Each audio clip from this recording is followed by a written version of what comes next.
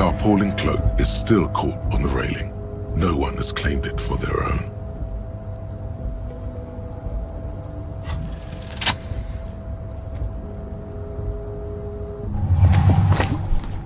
As you leap in the air, a chilly breeze engulfs you, sharpening your senses.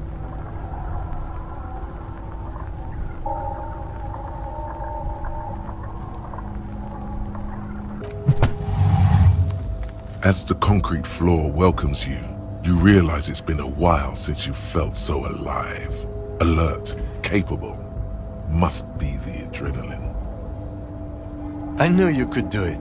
My climbing down might not have been as disco as your jump, but at least we can explore the harbor now. With your feet firmly planted on the concrete, the noise of the harbor rushes back in.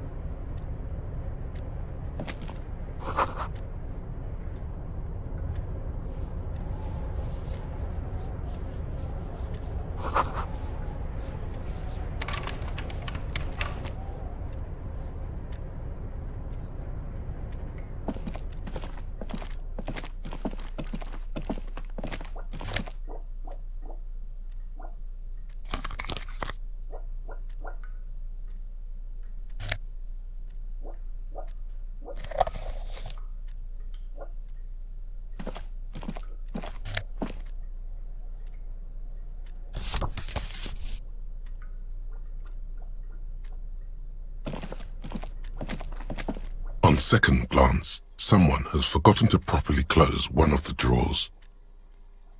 It's unfortunate for the Union to just leave their paperwork lying around like this. Let's see what's inside, he thinks. The drawer opens smoothly. Inside is a well-organized selection of brown folders. Hundreds of documents containing logistical data. Two kinds of transactions stand out. Materials coming into Revachol from the outside world, from Muindi, Grad, and even Ilmara. And the same materials being handed over to companies inside Revachol, Kuron, Coal City, La Delta, and Jamrock are listed among the many districts where the imports are being sold. It's hard to make sense of this thicket of company names, dates, quantities, and percentages. You try to focus, but the lines are getting blurry.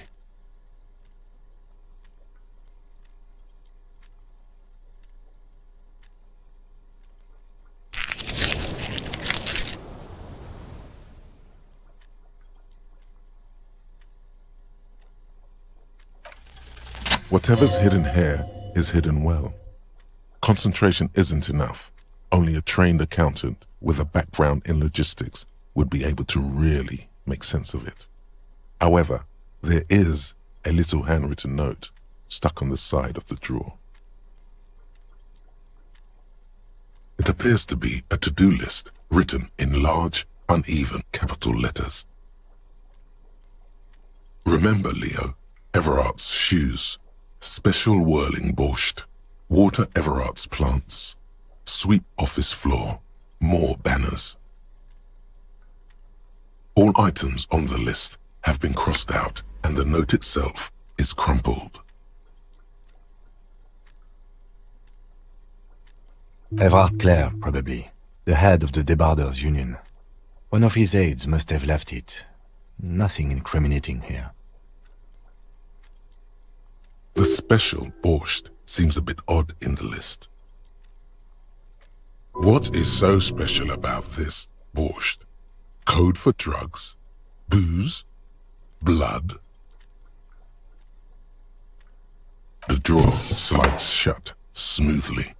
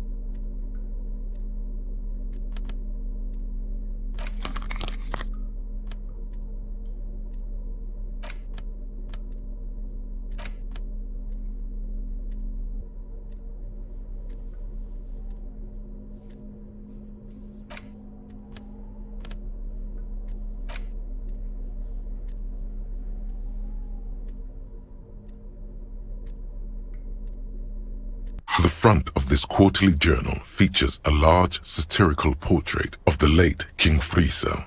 From the sides of his head, a pair of white antlers spread to the corners of the cover. Because Friesel was incompetent, foolish, and cruel. In short, the embodiment of everything the communards wished to overthrow. It's satire, you see. To your disappointment, there aren't any full-color pictures to direct your attention. Just column after column of closely set text, interrupted occasionally by little doodles in black and white. After rifling the pages with your thumb several times, you return to the table of contents. The magazine is divided into several sections: international development, Kunst und Kultur, and local concerns. Just inside the cover, there's also an editor's note.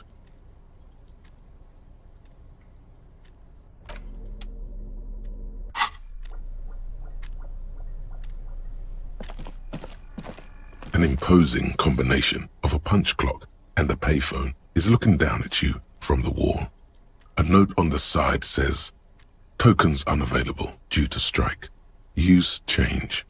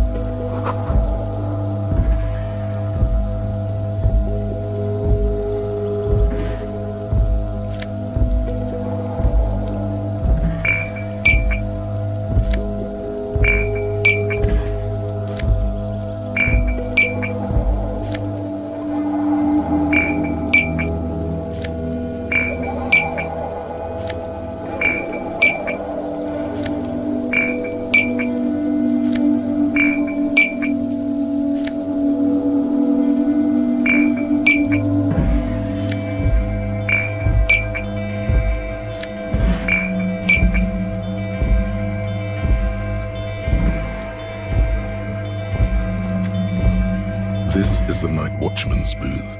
The name on the door reads, René Arnaud. Listen, it's okay to take a few minutes to yourself. Sit down and have a breather.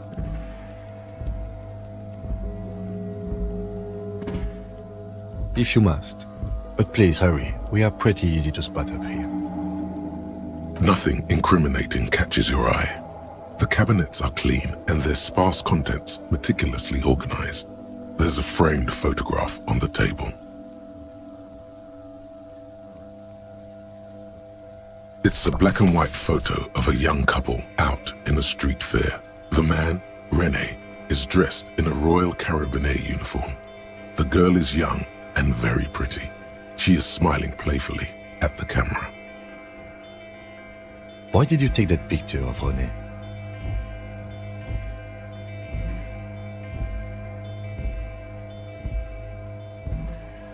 You're really interested in that old soldier. Not sure I understand your fascination, but sure, as long as it doesn't take up a whole lot of time.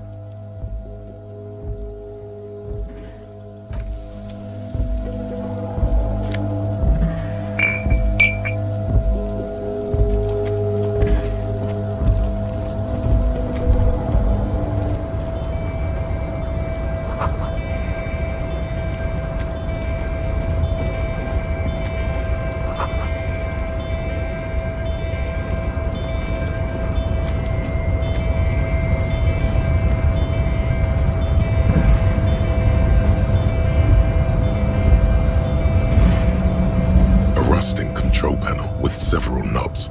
2 buttons marked Marche and Arrête are faded with use. It seems to control the large crane above. A container is attached to its hook block. Marche. On. Arrête. Off. The crane stands tall, proud, erect, and still. With a loud grind, the crane shifts overhead, moving a massive metal container through the air.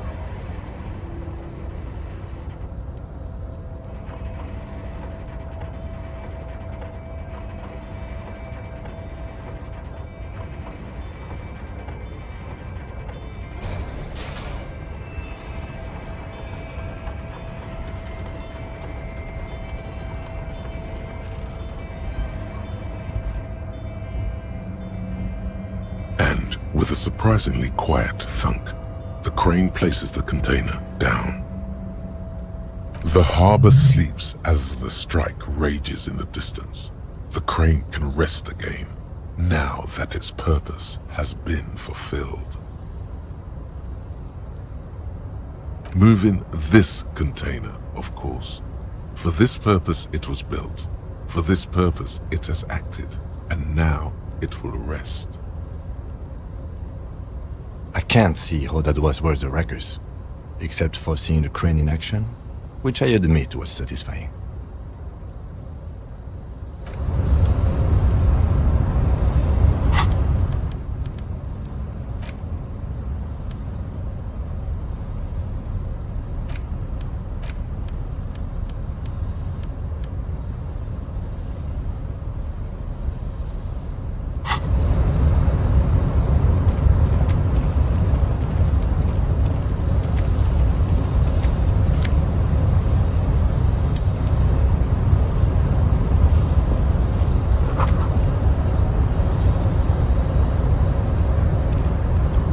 Before you stands a cargo container, just one of many in the yard.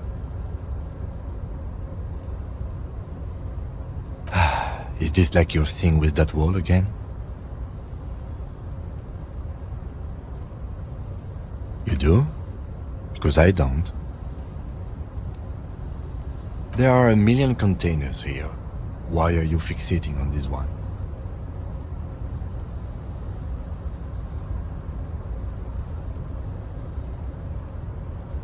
There may very well be, but we are not here to look for that. We are not here to interact with containers. We are here to get the body down from the tree. You attempt to turn the handle, to no avail. The doors seem to be mechanically locked. To your left, the lieutenant considers your actions with some puzzlement. No reply. The knock produces a hollow ring of metal. Doesn't sound like there's anything inside the container.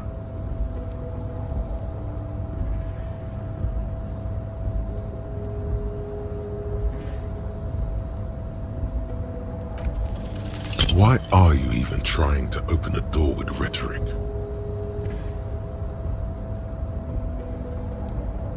Why are you what?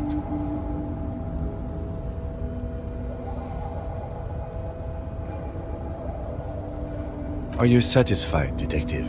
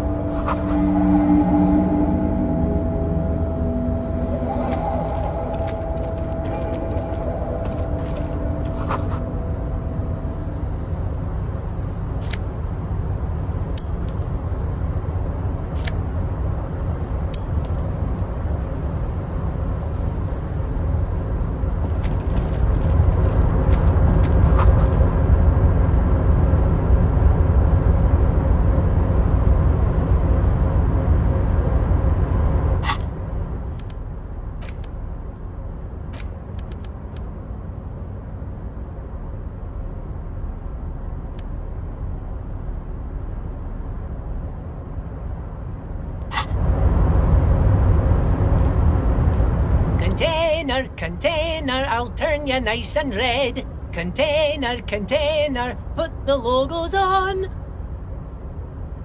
The accent is so thick, it's impossible not to notice he's Ubi, from the vanishing peninsula of Ubisunt on Muindi. Container, container, used to be Wild Pines. Container, container, now belongs to Everard.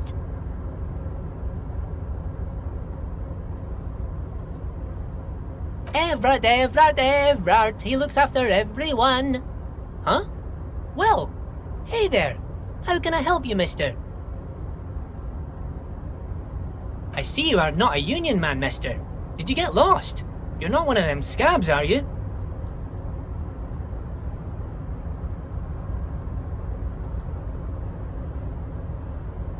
I mean, I don't personally mind. Folks is just folks, you know, and folks gotta eat.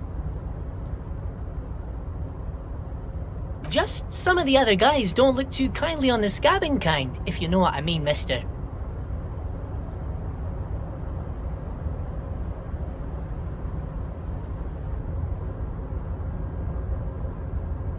Oh yes, born and raised in Arish, mister. Mum had to leave my dad after he got a bit violent. Took us here to the new world. I was about 10 then, too old to lose my accent then. People say us Ubis are up to all sorts of trouble with sheep and other animals and whatnot. I just want you to know there was never any of that where I come from. No sir, those are just nasty rumours. Thank you for clarifying that, sir.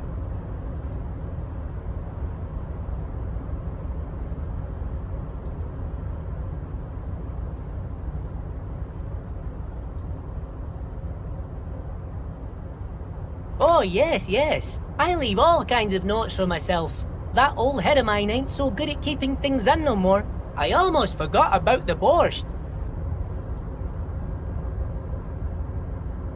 Oh yes, I've been taking special whirling borscht to the men every day since the strike started.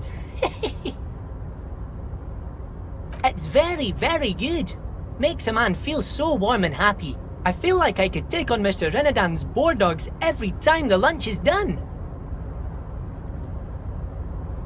Power borscht, huh? Never heard of a borscht that turns little guys into dogfighters. Alcohol, however.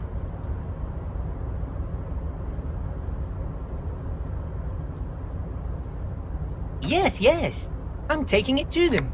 The borscht keeps them happy and in fighting spirits. Makes you all warm inside. They brew it in the whirling in rags.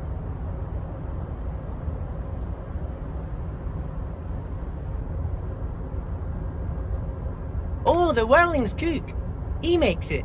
Them is always talking with Mr. Manana in that weird language and laughing together. He doesn't speak what we speak. He's from Grad.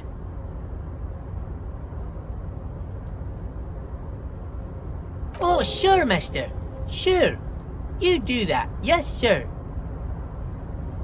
He didn't actually understand what you meant, and now he's just nodding along.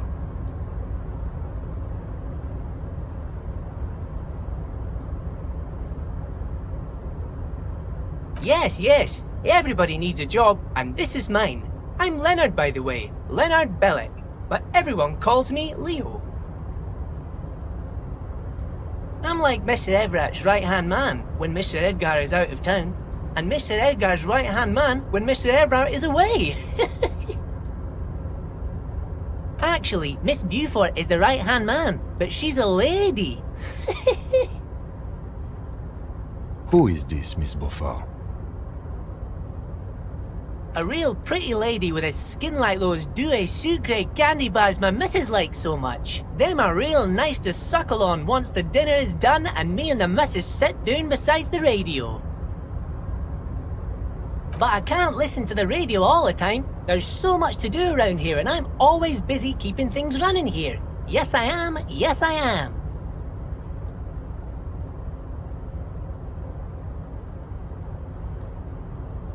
Oh, Lizzie.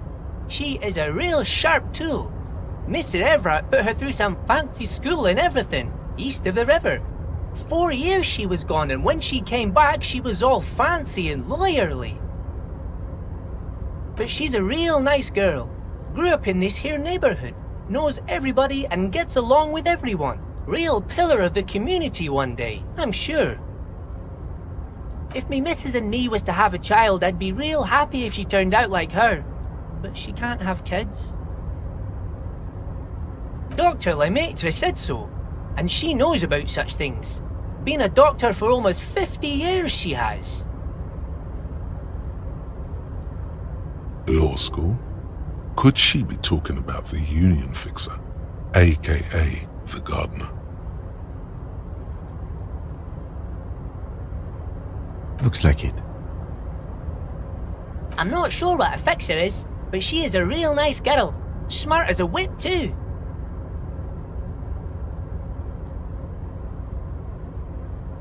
Oh, I'm just making some covers for them containers here. Yes I am, yes I am. So it's easier for the crane operators to spot them.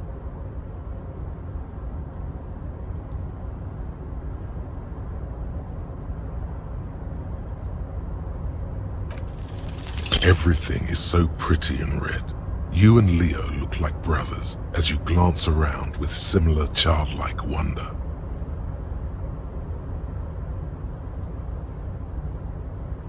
Sure is, mister. Sure is. Really livens up the place. Yes it does, yes it does. I had to break this bonding moment, but the red containers mean they are replacing the company livery with the union livery, which means this strike isn't gonna stop anytime soon. Oh, most of the guys are down at the gates, keeping the scabs from coming in. We're on a strike. The whole union is. You don't have to work when you're on strike. Ha!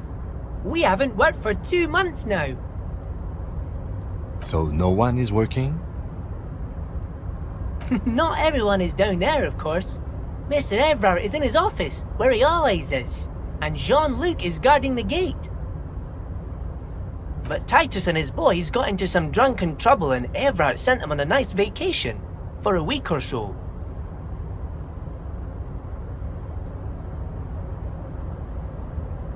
Oh, I'm not really supposed to talk about that. That's union business. Him and his boys stirred up something in town. Probably drank too much and got into a fight or something. I heard Mr. Everett telling them to take some time off.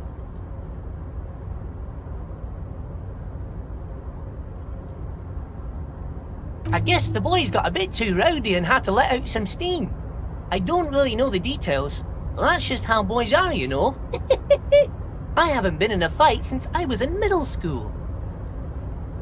Easy, Leo. Let's keep this on the hearties.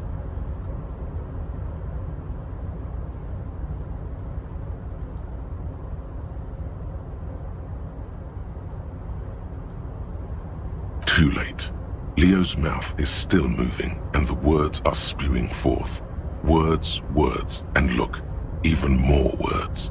This guy could go on till the end of days. Now he's talking about some drunk sawmill owner who, no, he already switched to a prized fishing rod he apparently owned at some point. You know what? Just cut in there with your questions. Oh, that one. That should be empty as far as I know. Lots of containers here have nothing in them. They're just waiting to be loaded up. Told you.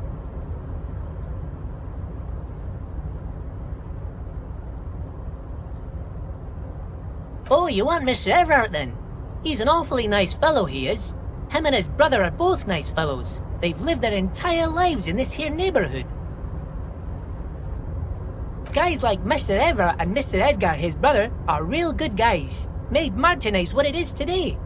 Mr. Everard and Mr. Edgar and I went to the same school we did when we were boys.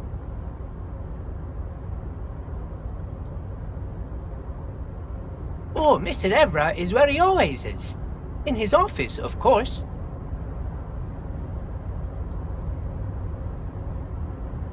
Bye-bye now.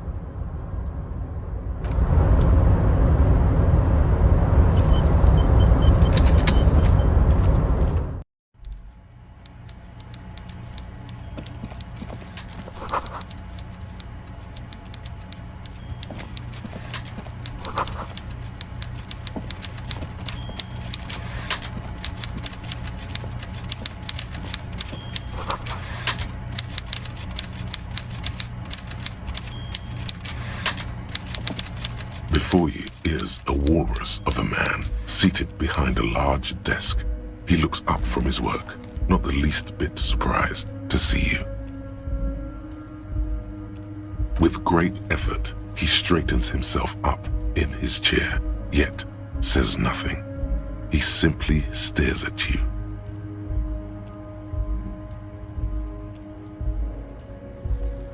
Welcome, Mr. Dubois, Mr. Kitsuragi.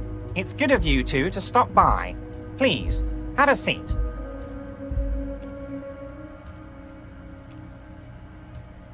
I'm Everard Clare, head of the Debarders Union here in Martinez.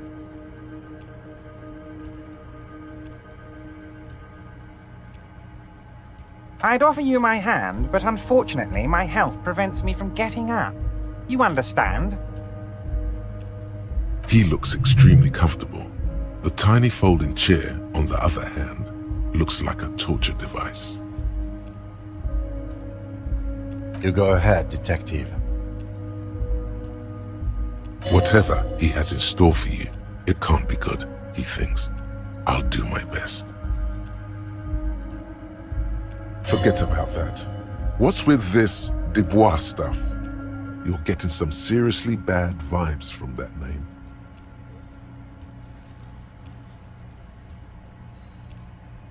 Please, Mr. Dubois, let us converse in a civilized manner, as equals. Take a seat. I insist.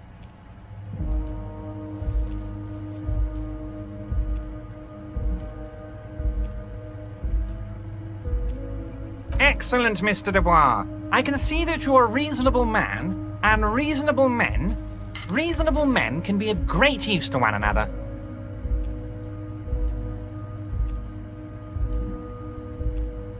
So tell me, how can the head of the Debarders Union help a representative of the Revachol Citizens Militia today? The chair you're sitting on has got to be the most uncomfortable chair in the world. It's violating your backside. Oh, by the way, I heard you got a rather rude reception from a certain Lawrence Gart. Some people have no manners, it pains me to say.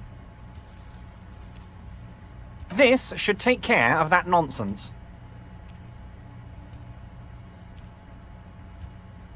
It should be sufficient to cover your expenses for a few days and patch over your differences with a cafeteria manager. Go ahead, take it. Wow, that's 25 real. That's good money.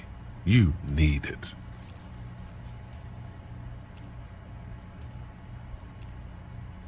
Yes, I know Lawrence. He's a real character. No union man in him. A real piece of work, that boy is. With a grin, he points to the checker game. It's like you're on a game show. At least don't thank him for it.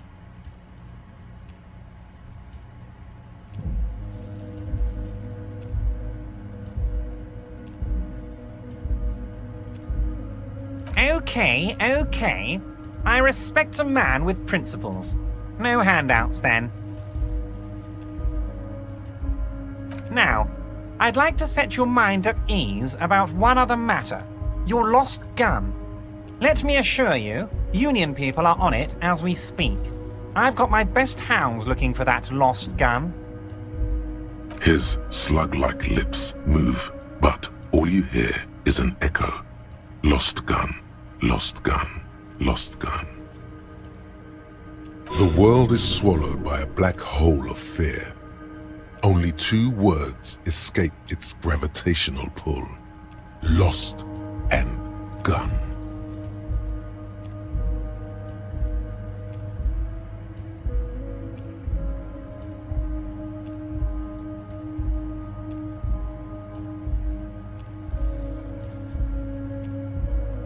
Are you all right, Harry? You say you got this, but you seem a little anxious to me. Don't be. Everything's going to be all right. It's not like you left it loaded. You didn't lose a loaded gun. Local children aren't out there playing with it right now, pointing it into their own mouths. It's in a safe place. I just know it. I have a feeling everything's going to be all right. It was loaded. There were 2 bullets in it. You always keep at least 2 barrels loaded.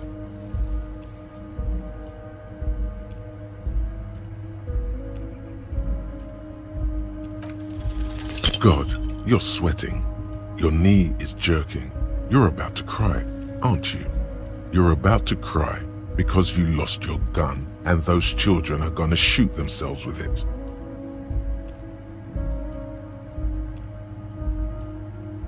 Mr. Dubois, you don't look so good. What is this, Mr. Dubois? He keeps repeating. What is he trying to pull here? You need to cool the fuck down. Chill. Mr. Dubois! Mr. Dubois! Harry!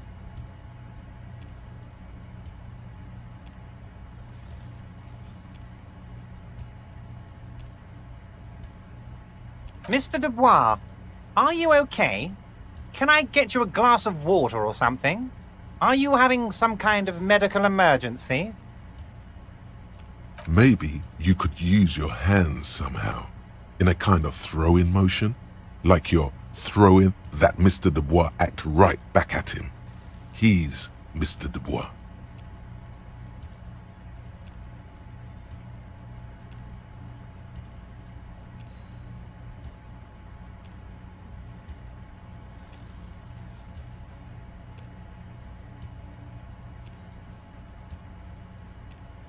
What an odd demonstration of... you got me, Harry. I don't even know what. As entertaining as it was, I'm afraid we're wasting our time. And I'm an extremely busy man, as I'm sure you are too. Okay, enough. We are here to ask you some questions pertaining to a murder investigation. Quick, here's your window. Get yourself together and ask him questions. Police officer questions.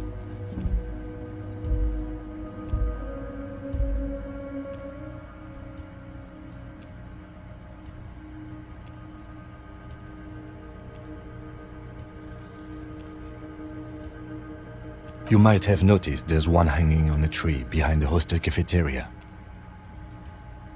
Oh my. Don't take this question personally, but why would I get involved in this matter?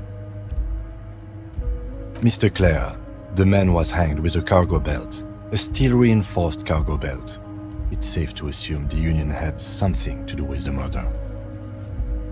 Besides, getting the body down would benefit all of us. It's a stain on the neighborhood.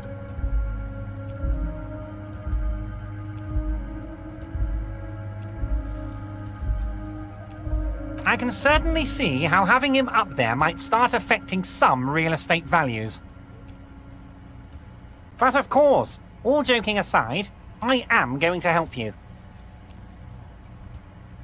Jean-Luc, my boy, I'm sending 2 police officers down. They have a dead body in a tree problem they need help with. Namely, they need it to be taken down. And Jean, please take it easy with the race science. That's a yes to getting the body down, no to the race science. You can find Jean-Luc down at the gates. He's the big impressive one. You know, tattoos, muscles, ethnic looking. Can't miss him. Great guy.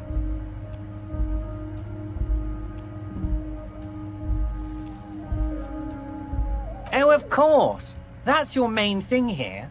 That's why you're in Martinez. I know everything that goes on around here, and I would love to help you, like I'm helping you with the body. I mean, it's no secret that the lynching is connected to the strike. So much to talk about. Honestly, it's been weighing on me so heavily. I understand you need to interview me.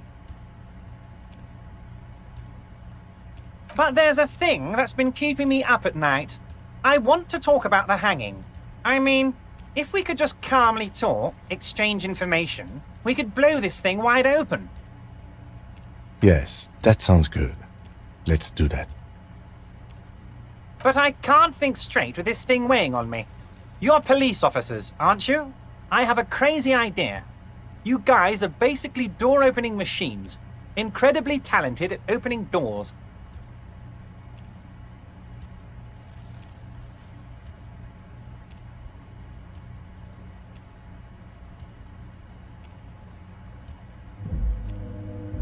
I'm not sure I understand. If you're asking us to break down someone's door, it's not going to happen. Come now. I just need you to go open a little door for me and leave it unlocked. A simple thing. Absolutely nothing shady about it. Does this jiggling ooze think he's going to use you?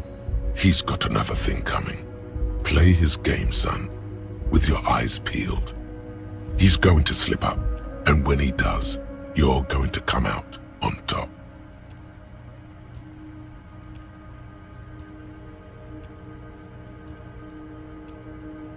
Harry, I'm a very busy man, and more importantly, I don't have that extraordinary physique you do.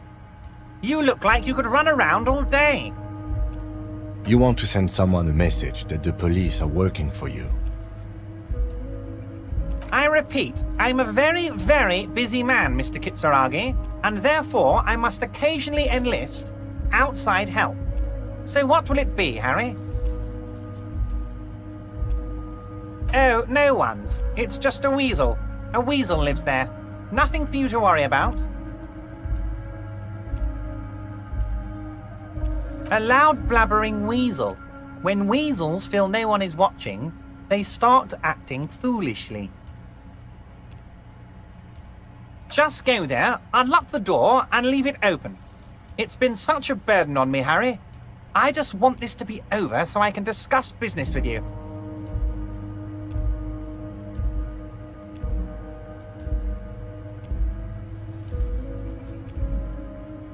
Harry, my dear friend, I am what people call a local bigwig.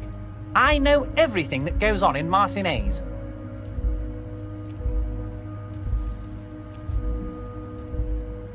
Fantastic, my friend. Just let me know when it's done and we can take our friendship to the next level. You can get the key from Manana. He's down by the gates. Manana's like a free agent in the Union. Special operations. Hardened socialist. A real free thinker too. He'll tell you precisely where the door is. One last thing, Harry. Just open the door. You don't need to go in or anything. I just want that weasel to come home and see the unlocked door.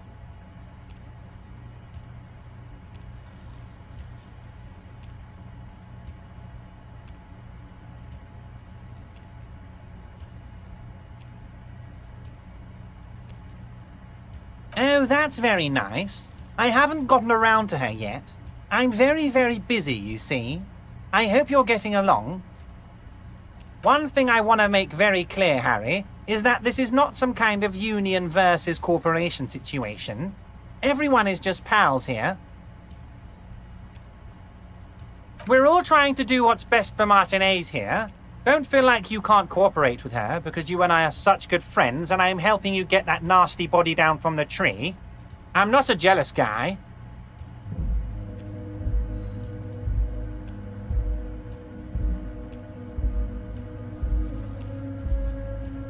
If she actually wants to see me, she will find a way. Any good negotiator would. And I just don't have anything to discuss with a bad negotiator.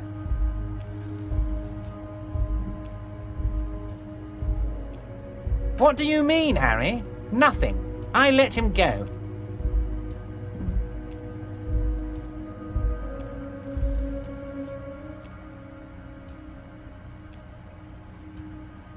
He's an old man, Harry. I wanted him to spend more time with his family. God knows how long he's got left.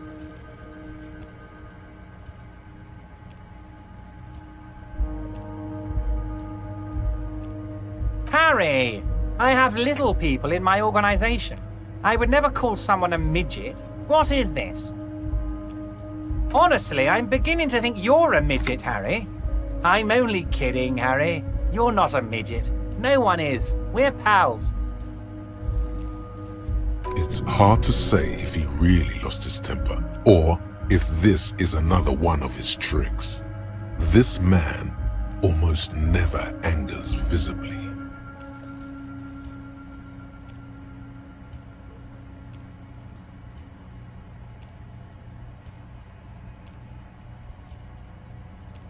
Of course, Harry. Let me just assure you one more time. It's perfectly okay to share anything we discuss here with this Joyce. This is a completely transparent organization. I have no interest in what she is doing, but I myself have nothing to hide. Your business is your business, and I respect your privacy. Just remember, none of this is secret. Tell her about all of it. My brother's picture, my singing swordfish clock. Tell her how overweight I am and how I'm helping you find your lost gun. Tell her about everything. Everett doesn't mind. This is weird. Not nice weird, but okay.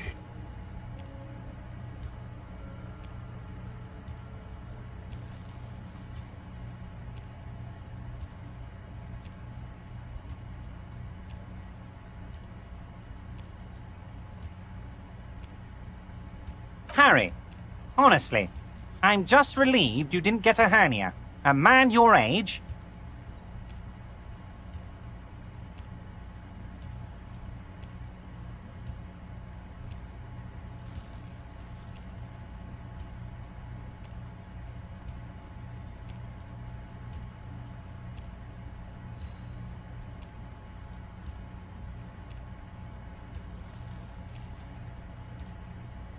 Yes, Harry.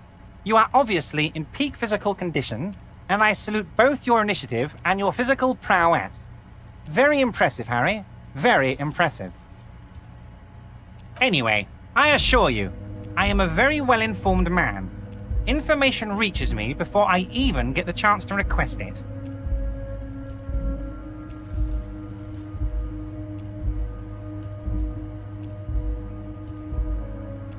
Yes, your lost gun. My best men are on it. They're turning every stone, searching every playground, asking kids, grandmas, everyone. Your gun will be found, Harry. Let me assure you of that. It's just a matter of time and effort. The only way to find it seems to be working with him. He might even be holding your gun hostage. Who knows? Only one thing is certain. If you work with him, you're going to get it back. And working with him might be the only way to do it.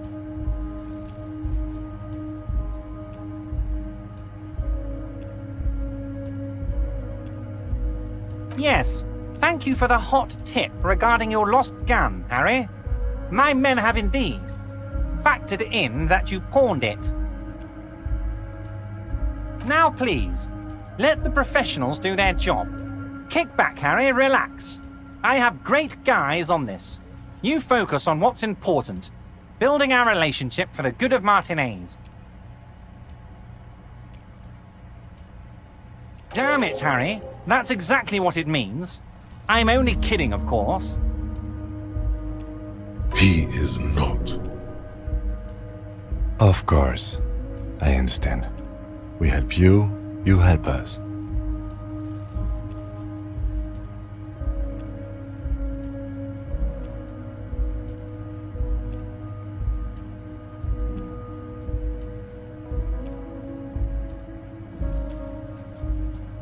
Of course. Let us dispatch with the formalities. You call me Everard, I call you Harry. That's what the hanged corpse called you. Harry. My God, so it's true. I didn't want to believe it, but you are a fantastic science fiction amnesiac cop, aren't you? What are the odds of that? I think the odds of that are very low.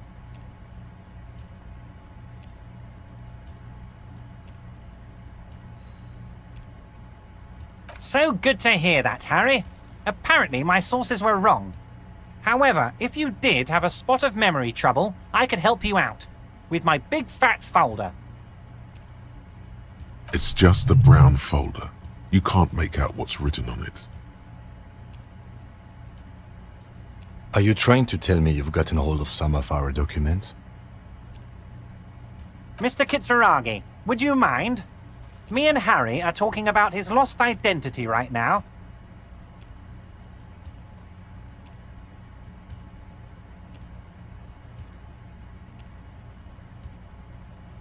Ah, this? My friends in your organization gave it to me, Harry. I find that very suspicious. May I have a look? I'm afraid this is meant for Union eyes only, Mr. Kitsuragi. I'm sure you understand. Please continue, Harry.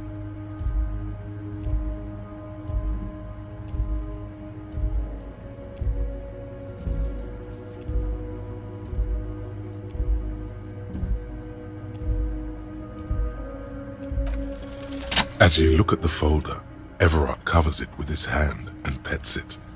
He's hiding it from you because it's not a real RCM folder. It's just another one of those brown folders you saw in the file cabinet. Okay, Harry, you got me. This is from the Census Bureau, not the RCM. Those Census Bureau people are absolutely corrupt. You should do something about them. He got the name from the Census Bureau, and everything else from your actions here in Martinez. Yes, Mr. Kitsuragi from the Census Bureau. Like I said, now I'm actually a very busy man. So is there anything else I can do for you, Harry? That means he doesn't really know anything about you. A pity. The mystery of you will have to remain a mystery for the time being. Yes, that's what I said. Try to keep up, okay? Let's move on.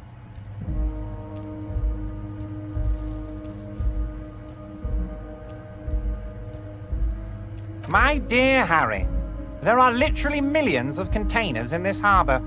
I couldn't possibly remember what's in all of them. Harry, you smooth-talking son of a bitch. Time is a precious resource, and I don't have enough of it to count containers with you. Smooth talking. Maybe that's the way to go about opening the container. You should at least try convincing it.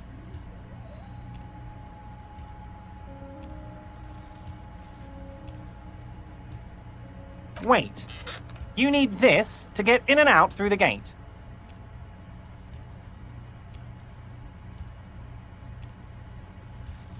Here, you're one of us now. A real red and white Union man. Take care, Harry.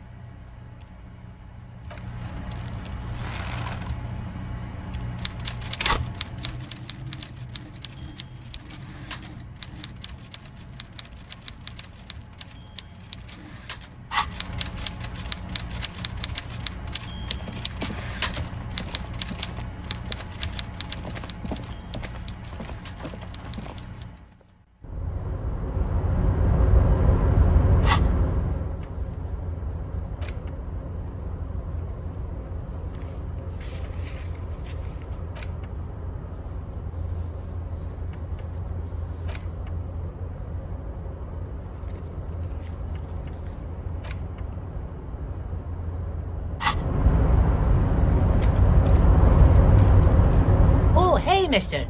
I knew you'd be back to talk with old Leo here. Yes, I did. It's like Lady Larice said when she opened a bathhouse in the basement of my apartment building. They can only get so far before they're aching to get back. And lots of folk really did keep coming back. Sure, mister. Absolutely. I'm always willing to help out nice fellows such as yourself.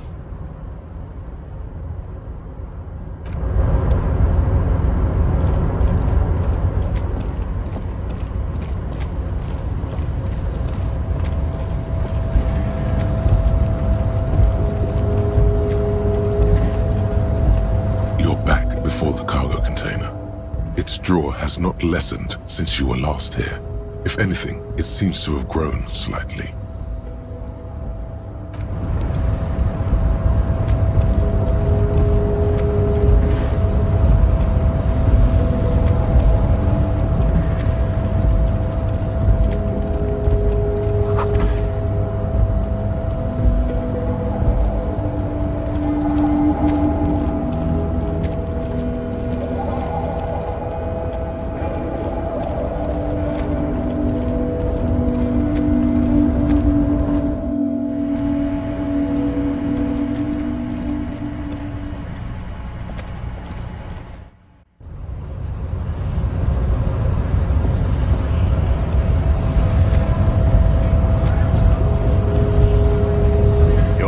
Descent has only worsened since I last saw you. You have really let yourself go.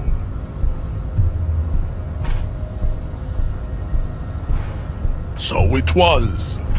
You surmounted the harbor wall in a display of athletic prowess to reach my superior, then had him give me an order.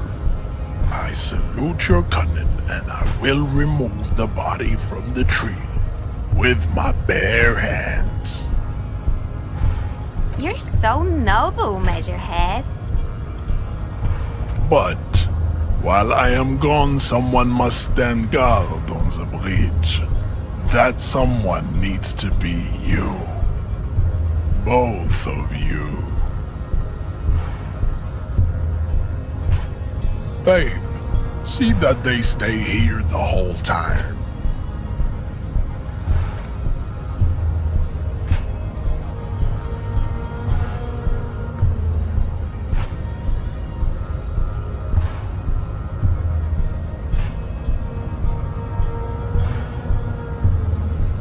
The woman's gaze follows Measurehead as he leaves.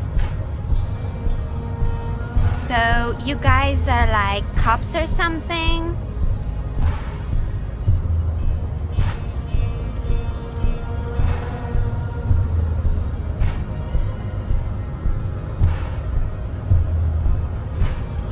Cool, I like men with guns and power. I'm Katya, by the way. You hear that? That sound. He's breaking something. Yeah, Jean-Luc must be really tearing it up over there. I wish I could see it.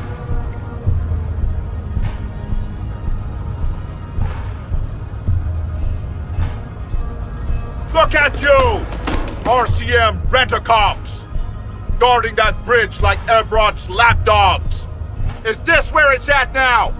The RCM is for sale! Spoken by a mercenary pretending to be a worker.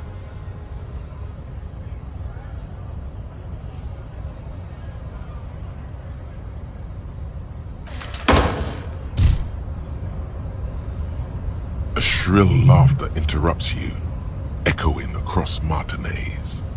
It's Kuno. Then, the man turns to look behind him at the behemoth appearing around the corner, approaching him, walking past him.